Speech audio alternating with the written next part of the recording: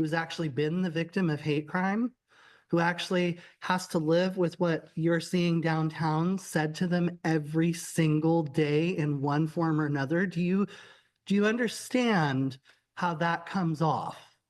Do you understand how LGBTQ people in the city hear that?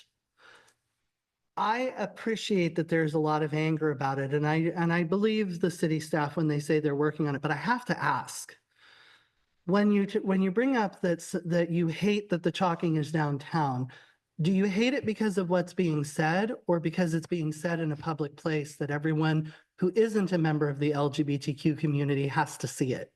Because I've been hearing that for 37 years.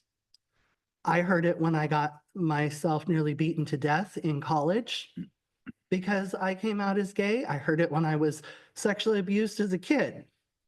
So I would just encourage the people that are advocating to be mindful of the privilege that you wear if you're not a member of the LGBTQ community. Be mindful of how some of the things that you say, especially to those of us who have our safety in question every single day and who have lived an entire lifetime hearing that.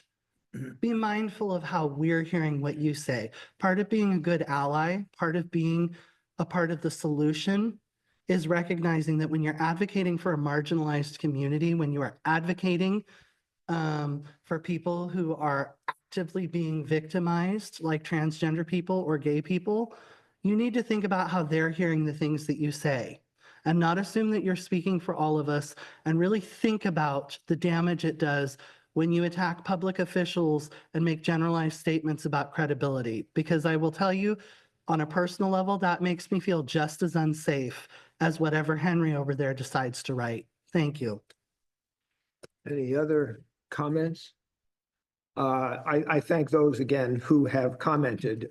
With respect to the chalking issue, Mr. Sampson, we got your email earlier, and we've heard from some of the other comments prior evenings that we've heard again this evening, which is not to say we don't want to hear them anymore. We take them seriously.